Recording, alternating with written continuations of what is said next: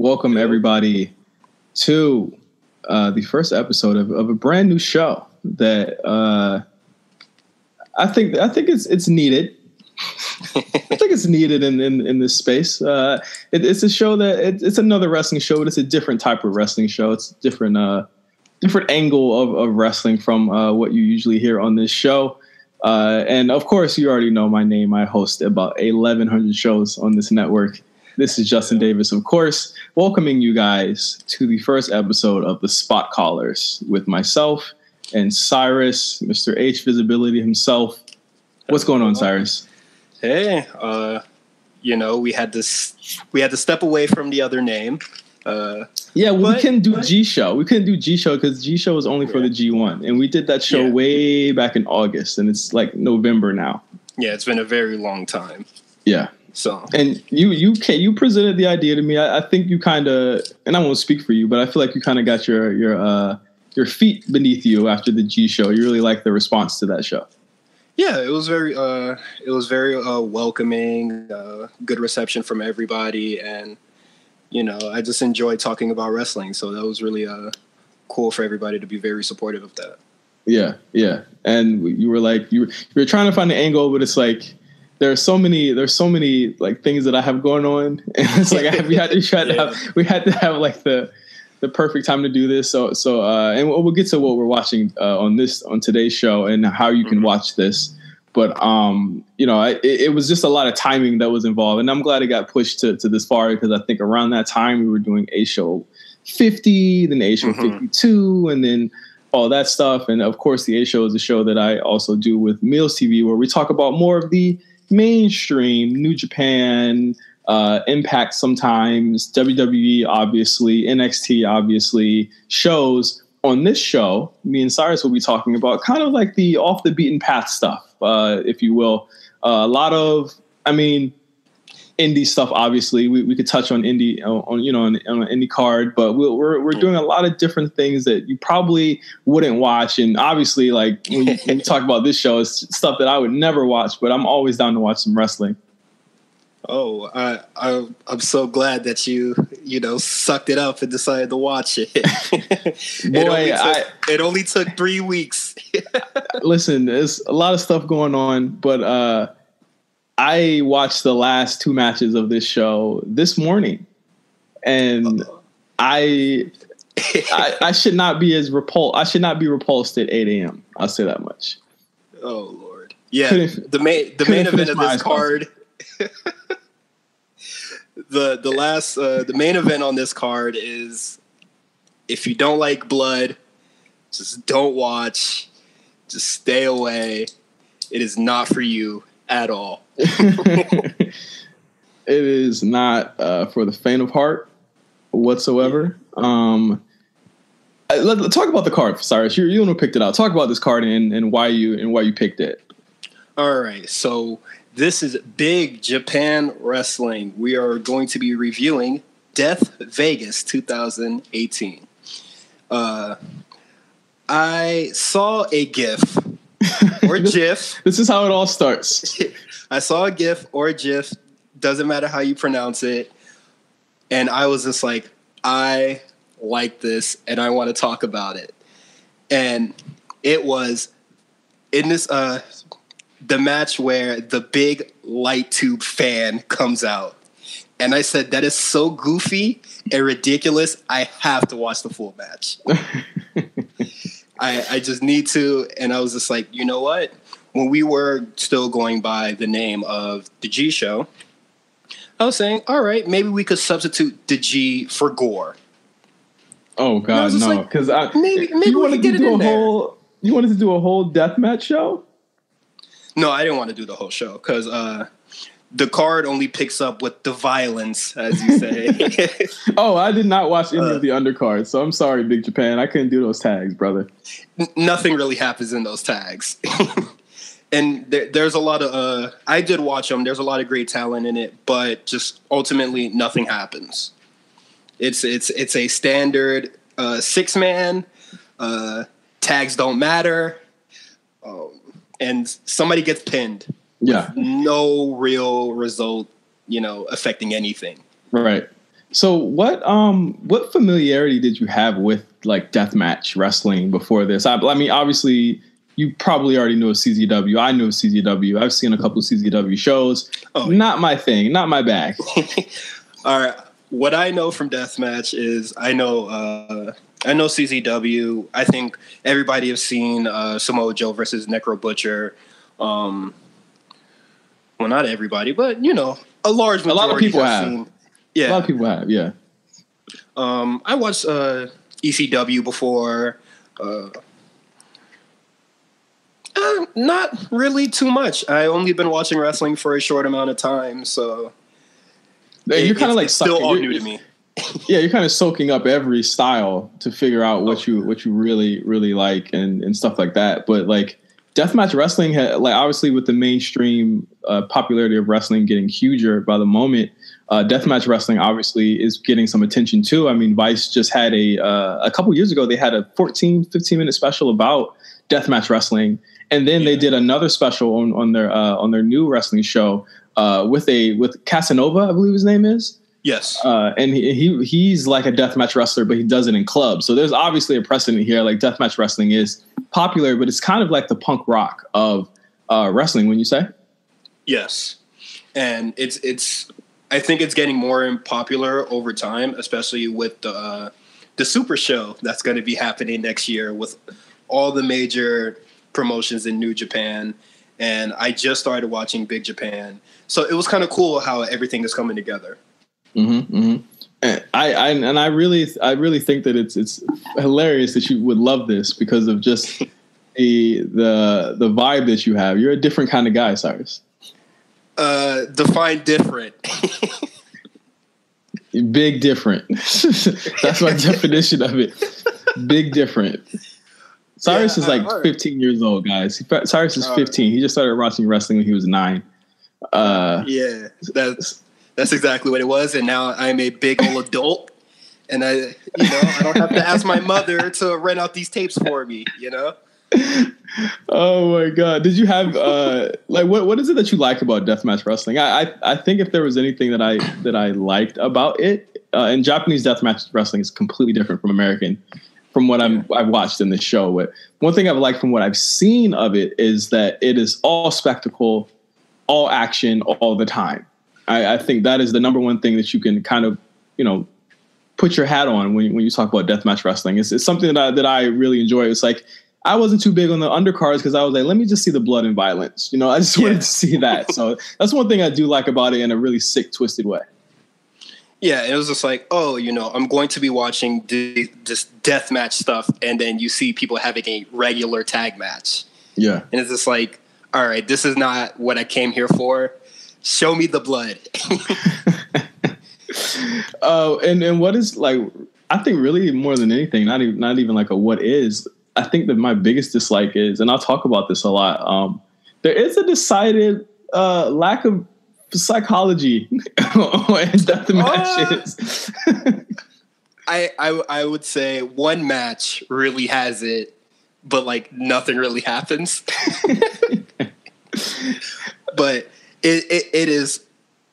I don't think there's any real psychology, and this is our first time watching it, so we're not too familiar with the talent and stuff like that. But from what we've seen, dude will take a light tube straight to the head. He will either grab one and hit him with it himself, or just shake it off completely. Yeah, just keep it going. In the main event, he hits himself. Like I believe it was Ito hits himself with it. But I was like, shouldn't that knock you out? Because you just hit him with it and he sold for it. Both of them just knock each other with the light tube. With the light tubes. And like there's light tube like debris and unbroken ones all over the floor, and then he does like a headlock takeover like a regular wrestling match, just lands on a light tube and all its debris act like it doesn't happen. Yeah, it's insanity like that. I mean, that's one thing I like. And it's like it's hard to say it's a dislike because it's just a style. You know, it's like I can't dock it for that because that's what people watch it for.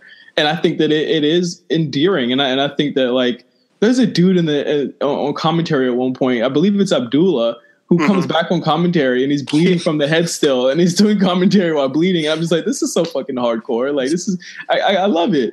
Go ahead. He took all the lighting tubes with the headbutts to the head. Match is over. Shrugs it off. All right, I'm gonna go do commentary. Does he even like wipe the blood off his head? No, not at all. Not at all. What did you have any like favorite? I know you haven't probably seen like a whole lot of death matches, but did you have any favorites in particular?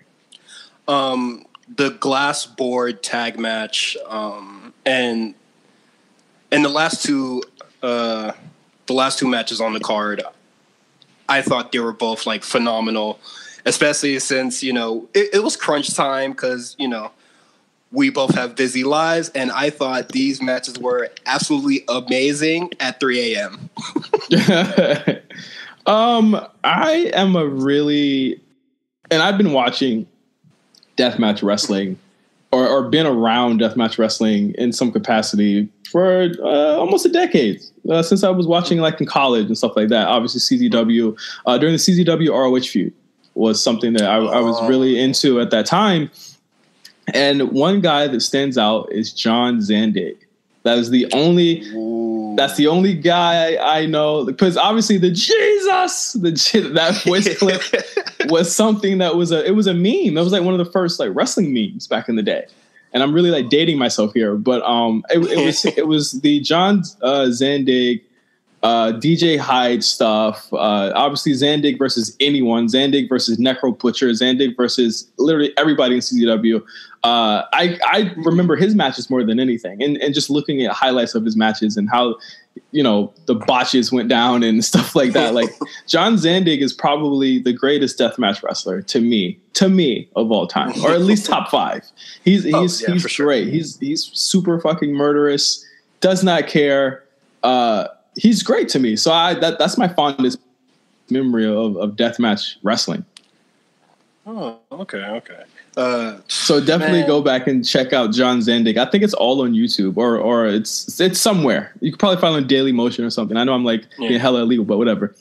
Hey man, sometimes they just don't be putting all the shows on the network, man. So you gotta find it by other means. Yeah, what the fuck, Vince? Put the shit on the network, bro.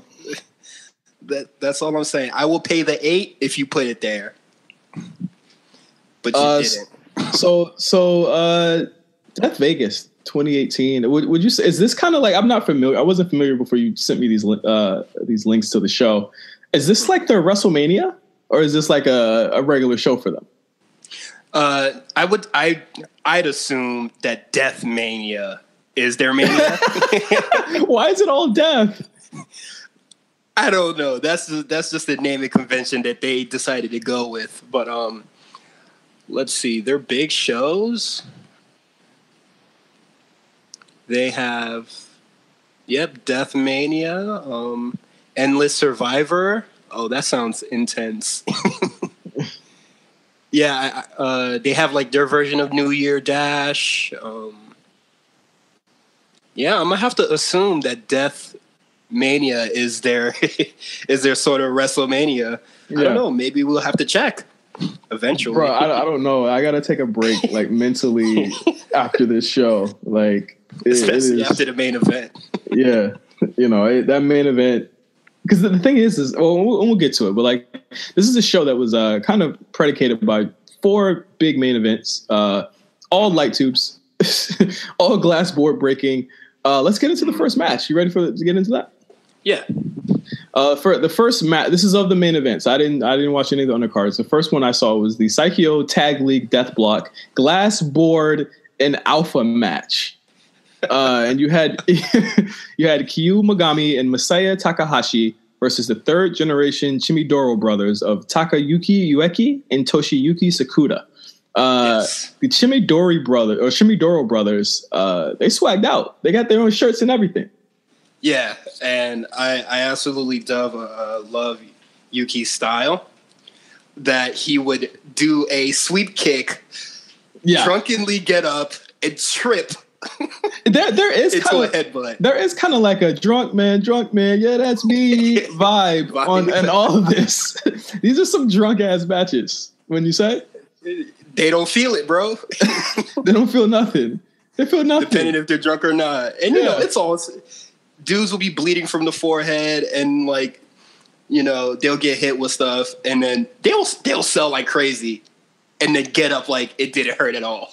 and this was kind of like my first real return to deathmatch wrestling. It's and then you got like the Japanese announcers; they're going crazy at everything.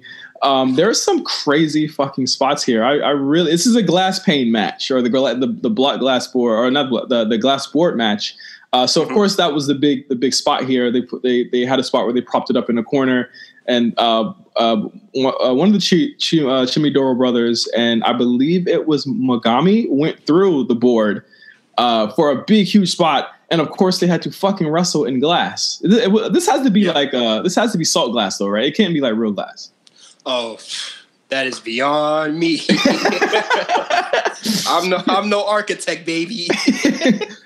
There's no way they're wrestling on actual pieces of glass, but no. I think this was a good introduction to just the brutality of it. There's another one where they have like a spike board, little spike board. This is where I was like, you know what? Maybe this show is the bad idea. There's a spike board. One of the Chimidoro brothers is laying down. Has it put under his shirt. Has a spike board put under his shirt, like 2 or 3 of them. And then this is so crazy. I didn't even notice that this was a prop in the ring until I was like watching it. He picks up a fucking rock. It's a rock, right? Attached to a chain? I would assume it's just a rubber band ball of barbed wire attached to a chain and stick. Yeah. Like a morning star. Yes, that's exactly what it was. Like the Gogo Yagami from Kill Bill. It looked like her, like kind of her steez. Yes. Yeah. So he throws it down on his back and with the spikes in the back, and then gives him a slam. That was like a moment in 2018. I wish that I could really just get my innocence back. And then, but he goes for the cover. Yeah, and he kicks out at like 1, I think. I was like, what the fuck? No, he kicks out at 2. Oh wow, that's a 2 count right there. I don't know. Yeah. And again, for anyone watching this show, I forgot to even mention this. We will have pertinent links to each match in the description of this show, so you can watch along with us. And after you watch the show, obviously, you'll be able to see what we're talking about. But there was just rampant violence in this match, obviously. But one thing I did like is that the Chimidoro brothers, they have really good like charisma and a really good work rate. I think they work really hard in this match. I do like besides like all the deathmatch stuff, there's actual wrestling happening. Yeah, like these people are actually wrestling. Like because, like you said, the glass boards are part of the big spots. Yeah. But till they get there, they're doing, strong style. They're kicking, hitting, slamming each other ridiculously hard. Oh, be clear, and we'll get to this when we get to the heavyweight title match. They are punching each other for real in the face, just close, clobbering each other. Ref is not paying attention. I swear the ref just had his back turned. Oh, no, he doesn't care. He doesn't care. Like, dude he just says, fuck it, and just punches him, and he just collapses to the floor. No sells it, gets back up, hits him again. It is a brawl. It is a fight. It's great. Yeah, it is a brawl. And that's one thing I did like about all the matches on the show, especially the heavyweight match, which I thought was really good, is that all of these are all brawls. And I think that not to shit on the strong style type matches that NXT might have or that in New Japan constantly does, these seem like proper, fights. Like these seem like proper strong style matches that, most, obviously New Japan can't do these types of matches because they need to have these stars on their shows, but these are like proper fights, I really felt the struggle in each of these matches. What did you think about the finish to this particular match? The finish to this particular match, I thought, it kind of ended abruptly because I was expecting more violence. I was expecting another glass board. But I thought it after the super sliced bread kind of spot onto the that was cool. I thought that should have been the finish. But I think it goes a little longer past that. But I thought the finish was okay. The matches aren't too long. Yeah, which is fantastic. The matches I think the longest match was the second to main. Actually, the main and the co-main are actually the longest matches. But 11-minute matches. Yeah. These matches don't need to be that long. They don't need to be that long at all.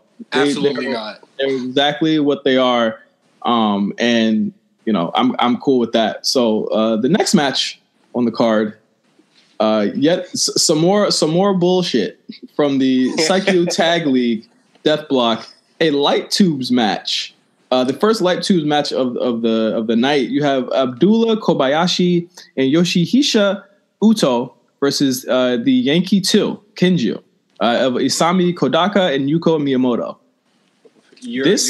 Your Japanese is on par, baby. Hey, listen, and I might get it wrong. I apologize, to anyone I might get it wrong. The level of no selling and violence in this match. Oh, it's real. Unbelievable. Abdullah Kobayashi is so agile for a dude that's 400 pounds. Oh, yes. Dude can move. He can take hits. I think he's the perfect for this style. Yeah, a man that can take hits and move. And obviously, his look is an ode or homage to Abdullah the Butcher, and he takes the punishment like Abdullah. I think he takes a lot of the. I think he his interactions with himself and Kodaka were really. I was really into that stuff. They really win at each other from start to finish in this match. But this is actually the introduction of I'm going to headbutt the light tubes onto your face so that we both get glass on our face. This is I'm going to do a strike onto a light in you. Yeah. And just fuck it.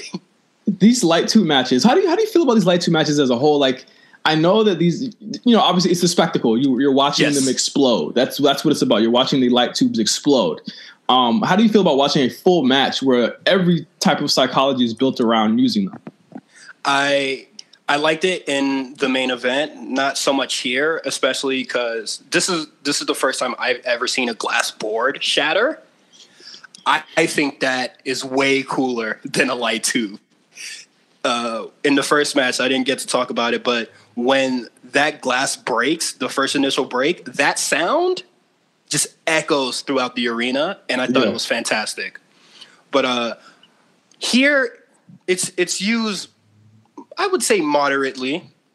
But they knew they couldn't go crazy with it because the main event. We'll get to that, but I thought that for this particular match, a lot of it was predicated on a lot of the big spots, such as Abdullah going crazy, hitting running drop kicks that he comes off the ground 5 feet, which is insane. And stuff like that. I really thought that the juxtaposition between Abdullah and the Yankee 2 were really cool as well, because the Yankee 2 are kind of your junior tag type guys. Yeah. Now, and I say type guys because all these guys are hefty. They're not really juniors. Yeah. When you see these two guys, they're kind of skinny, kind of medium build, and then their opponents are kind of more. They have more muscle or more mass to them. Right. So it's just like you're seeing these heavyweights go against these juniors, but the equalizer is these light tubes. Because the Yankee 2, they just go at it. They use the fuck out of these.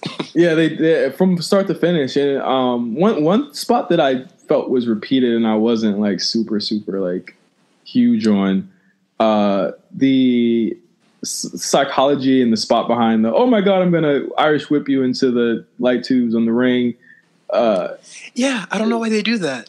It's just do it. Just take it. It doesn't hurt you. Just take it, and it's just like if you don't take the Irish whip, they're just gonna easily just grab it off the ropes and hit you with it. They did that a lot. They do that a lot where they just grab. They say, "Fuck it, I'm not even gonna bullshit with this. I'm gonna hit you with the light tube just like this." Yeah, I'm just gonna pick it up and hit you with it like a bat. Like screw it. There's no I don't know why they do the Irish whip thing. Especially all these things are getting broken anyway. Yeah. I really enjoy this match. I think to me, between the two light tube match or the two tag league matches, this was it was weaker in that there was not the level of violence wasn't as huge as it was in the first one, and it didn't have that cool spot. But obviously, you're not getting Abdullah up to that. I believe Abdullah and his partner won this match. Yes, and it was solid. I went about 3.5 on it. Yeah, 3.5 is okay. It definitely wasn't like the previous match. No, not at all. Not at all. Do you have any background on these tag teams or what they're fighting for? That's one thing I was lost about on this. I didn't know what the stakes were. This is also my first time ever watching these shows, so I have absolutely no idea what they're fighting for. I'm guessing that I love that we went into this completely blank. Completely. I saw the GIF and I said, I want to watch this whole show, which it also brings to the conversation that, since New Japan did nuke a couple of accounts that did make GIFs work. Yeah. GIFs work. GIFs brings Ive. Yeah. This is proof that GIFs do work. So New Japan, if you're listening, we watched the whole damn show on death matches because Cyrus just liked the GIFs. So just know that. I'm wondering if just their tag league. There has to be something they're fighting for. This is where we need big Chris Mack for. We need big Chris Mack for this. Yeah, he would fucking know. We should have did our Googles. Japan. Hey, but you know what? It's the first episode of Spot Callers. This is how we do. It's a Psyche Tag League. Okay, here we go. We're learning like you guys are learning. So I just found it. Just found an entry on it. It is established. It's a tournament. Okay. It's a round robin tournament held by Big Japan, considered a spinoff, obviously, of New Japan's World Tag League and All Japan's World Strongest Tag Determination League. It's held under a point system: 2 points for a win, 1 for a draw, 0 for a loss. Okay. It's still going on this year, so no one's won it this year. That we were just watching just a small part of the show.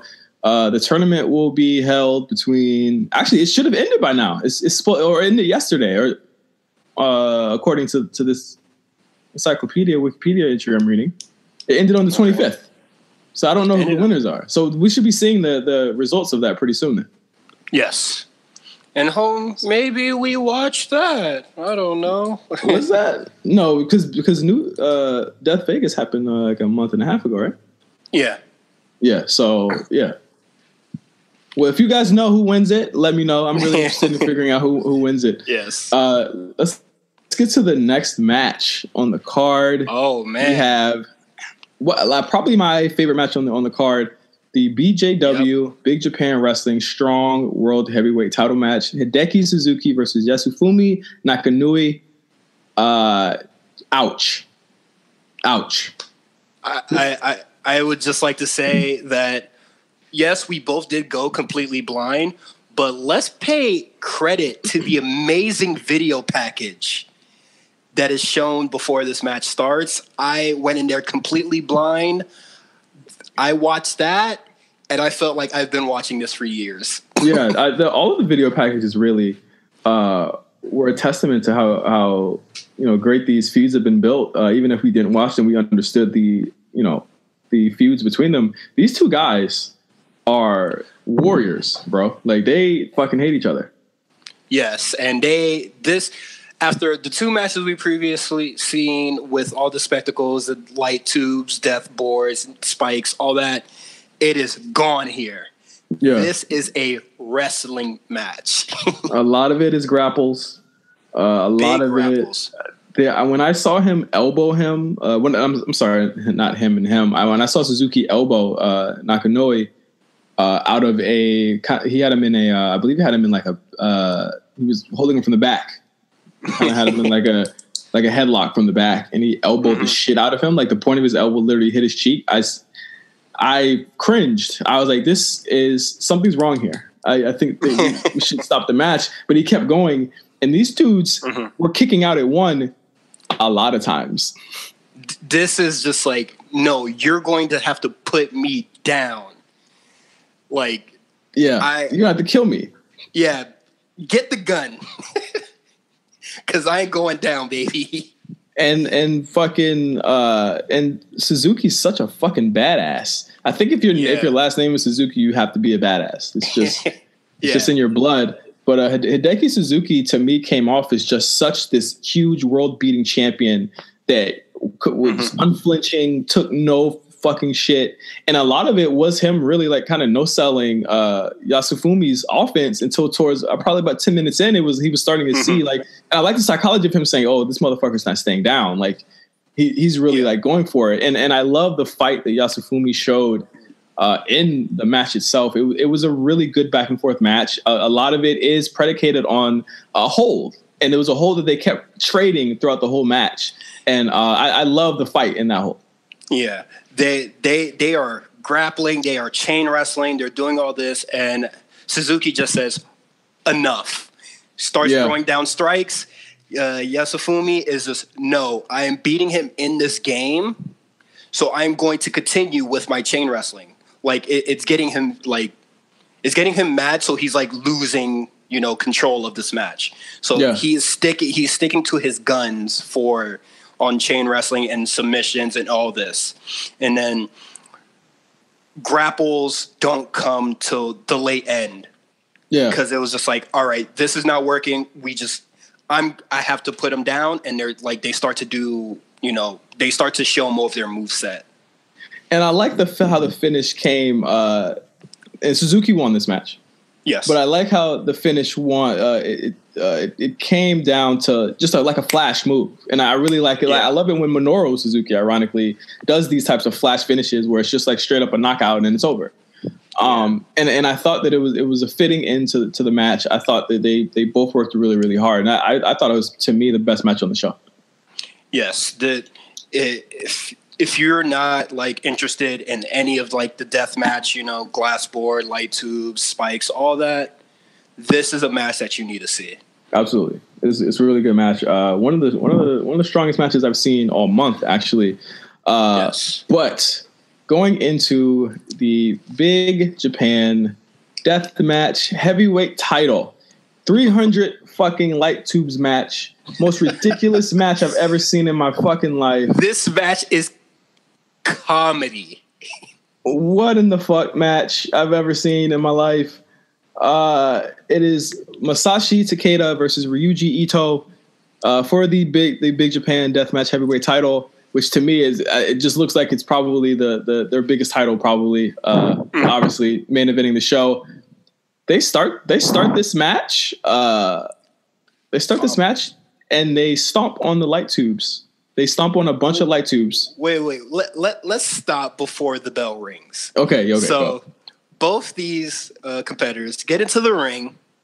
It's 300 light tubes.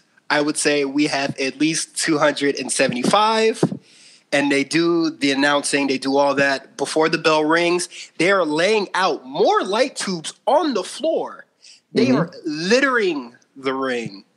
And it takes at least 5 minutes for them to get all the ring, like the whole ring covered. And from different matches, we always seen one light tube on the rack.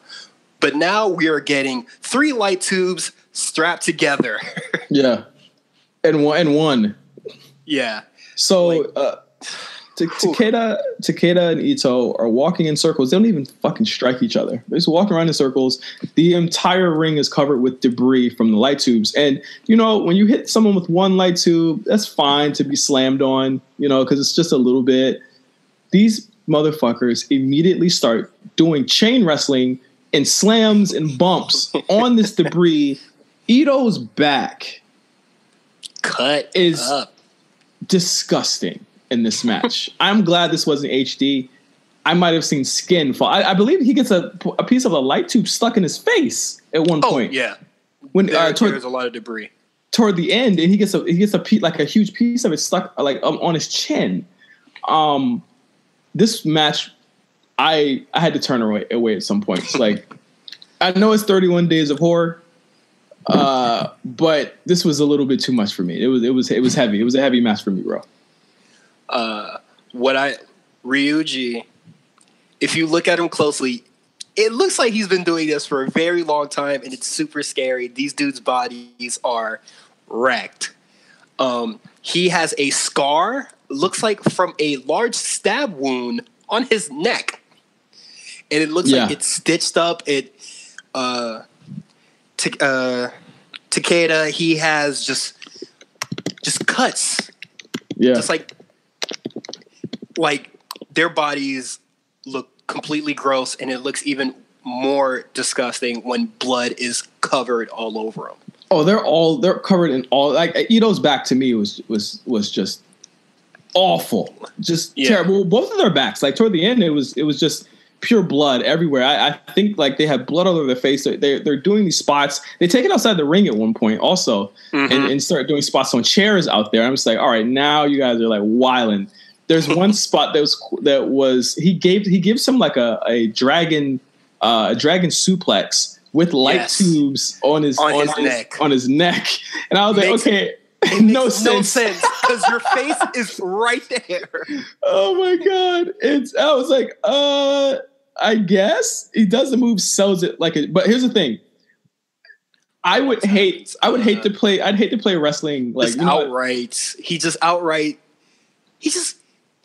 like there's debris everywhere, and he just takes a back bump for no reason.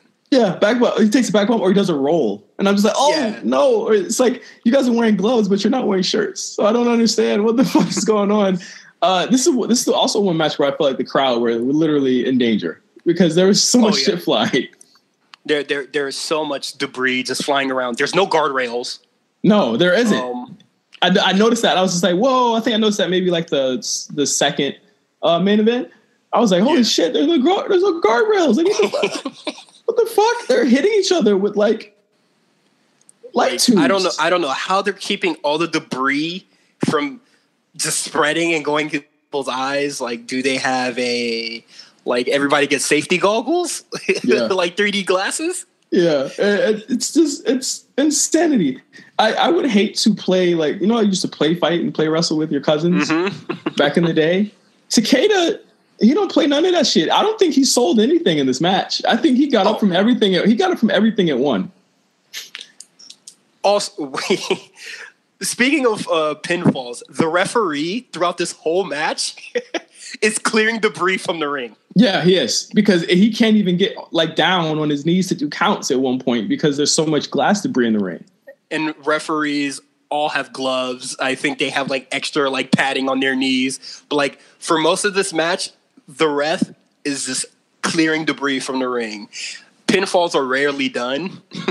And if they are, like I said before, they're getting up at one. They're not even letting it go for the full time here. Just a bunch of chaos in this match. I think obviously there's a lot of they got their working boots on because they're doing a lot on this glass, but it's a lot of it's just it got to be after maybe this is a 20-minute match, and after the 5-minute mark, I was like, all right, how much further can you go? It was just a little over long for me, especially with the amount.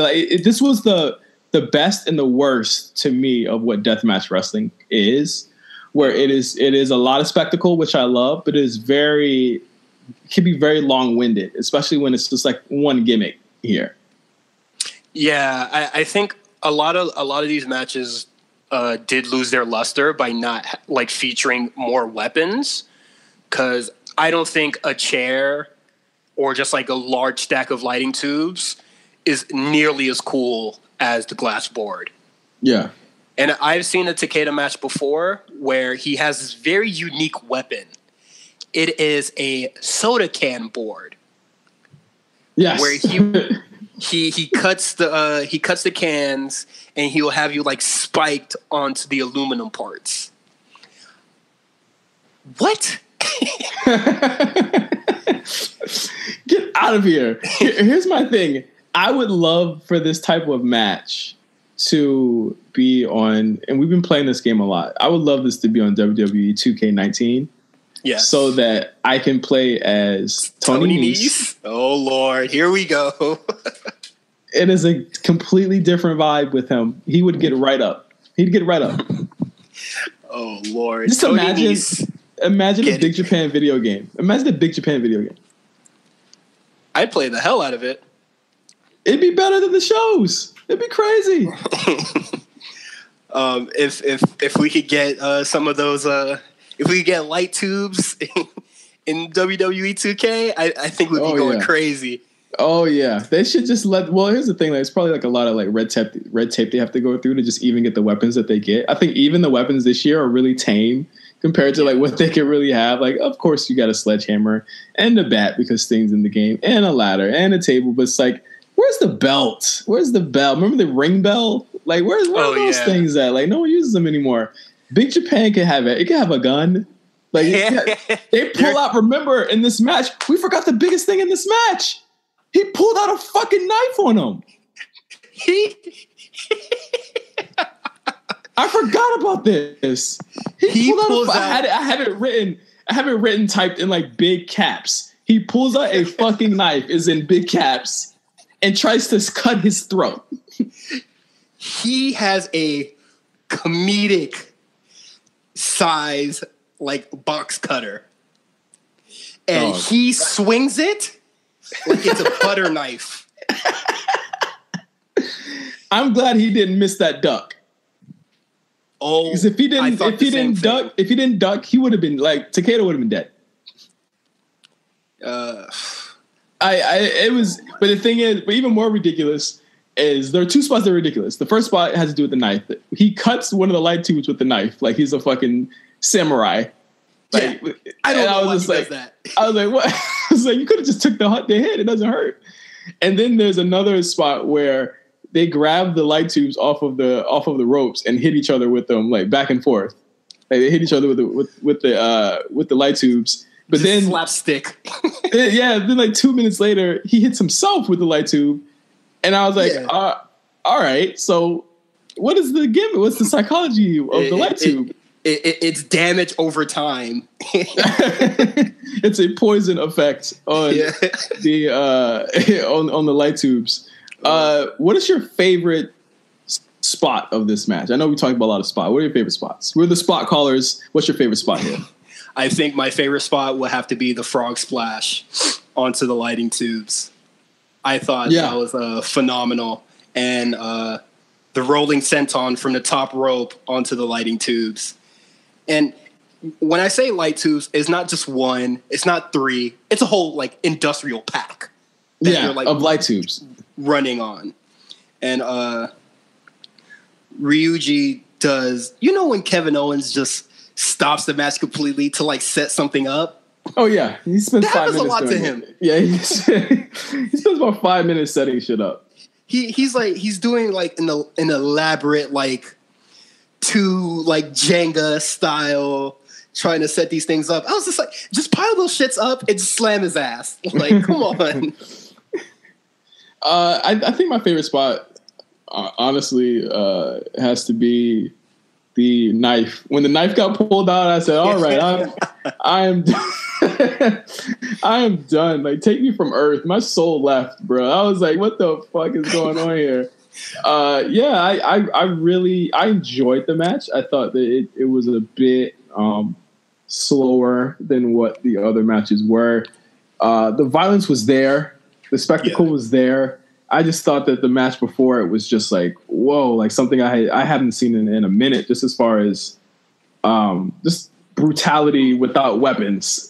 was crazy. And there was just no gimmicks in the previous match. And I feel like there should be more weapons introduced. And I've seen some of Takeda's matches before. Just like I never watched the whole pay-per-view, but I've seen some matches before, and I thought just the one weapon kind of thing just doesn't like make the cut. No. Like I thought that it was a little bit. They could have went a little bit wild. It's wild that I'm saying this. They could have went wilder with the violence, bro. And like it's like, you know, you have TLC, and then, you know, you have a chairs match, like yawn, like chair shots or whatever. Also, why does this show have some of the safest chair shots I ever seen? But everything else is super ridiculous. Like a lot of places still do like just straight up chair shots, or, you know, they'll throw the chair into people's heads. But here, there's always like a middleman to like soften damage. Like they're taking care of one another, but at the same time, you know, light tube headbutt. Like, well, because we still can't get unprotected chair shots, but, you know, light tubes, okay. Yeah. Debris in your face, you'll be fine. Big fucking knife, you'll be fine. Just duck to make sure you hit your duck, brother. Yeah, and it's just like that was like a weird, like, oxy, like, moron kind of thing for me. It was just like, you know, chair shots are just like, be safe, because these can do like super long-term damage, I guess. CTE. Yeah. But like light tubes, you know, we'll just pluck it out of your body. But yeah, that was Big Japan Wrestling's Death Vegas. I think all in all, very different show than I'm used to watching. But I think a show that I very much thought was really solid. I thought it was a really solid show. If that's your thing. Obviously this isn't my thing, but I found a lot of redeeming aspects of it. I think a match to me that I would go out and go try and find and watch is Hideki Suzuki versus Yasufumi Nakanui for the World Heavyweight title. I thought it was a really great match. I think it's a different match than a lot of people are used to, and I think as long as those matches are given like in moderation, that they can be really great. Yeah. I mean, what was your match of the show? Match of the show will obviously have to be the Hideki match, but if you want to see a nice little, you know, you want to get your death match fill in, I think the main event or the tag match, the glass board tag match is really good. Yeah, really enjoyed that match as well. So Cyrus, like, how do you? Are you going to continue to watch Deathmatch after this? Is it going to be like something that you're looking out for? This is definitely going to be something I'm looking out for, especially with the huge Super Show that's going to be happening, or that's rumored that's coming. And I do want to get familiar. You've mentioned this Super Show. What is the Super Show for people that might not know? A lot of Japan promotions are coming together, like All Japan, Noah, New Japan, Is Dragon Gate on that list? I don't think Dragon Gate was on that list. Okay. I don't remember though. Well, it's 4 big promotions, and Big Japan is on there, and I do want to get familiar with a lot of this talent. And it's a great alternative. You know, it's something different. Yeah, it's a different viewpoint on wrestling for sure. But I don't regret watching it. It's always good to kind of cleanse your palate from the regular old stuff that we watch every single week on television. But yeah, I would definitely say I recommend Death Vegas 2018. I know it's surprising, but it's not a bad show. It's not a bad show at all. If you just skip the tag matches, it's pretty well done. I'm glad I skipped the tag matches, because when I asked you, I was like, do I got to watch these tags? I was like, I want to see some blood, my G. I need to see the blood, bro. And then when you saw it, you're just like, oh no. Yeah, I cringed. I don't think I'm built for that anymore. Honestly, I don't think I'm built for that shit no more. But I mean, first episode of the Spot Callers in the bag here. What could we expect to watch the next time, or is it just going to be something you randomly ask me about? Probably something random. Okay. I'm just going to tell you. You want to talk about this, or watch this show. If you want to talk about it, we'll go right ahead. We should ask Twitter what we should watch next. I've been feeling they're going to ask us to watch some Evolve shit, but I'd be down with that. Yeah, Evolve. I don't watch enough Evolve. I think I would watch an Evolve card, or I mean old ROH. We have to find it, but we'd have. I'm pretty sure we could. Because the thing is, you're not really kind of in depth with a lot of the old ROH stuff, huh? No, not too much. I know about Daniel Bryan, CM Punk, Samoa Joe, AJ Styles. Like, I do have those DVDs, but like, there's a lot of other stuff that I'm not truly familiar with. Like, we could watch some Stardom and Shimmer stuff too. The possibilities for this show are endless, and I'm glad that we have this this platform now where Cyrus can find the most randomest wrestling shit and ask me to watch it. I'm glad I did, though. So for this first episode, thank you guys for listening.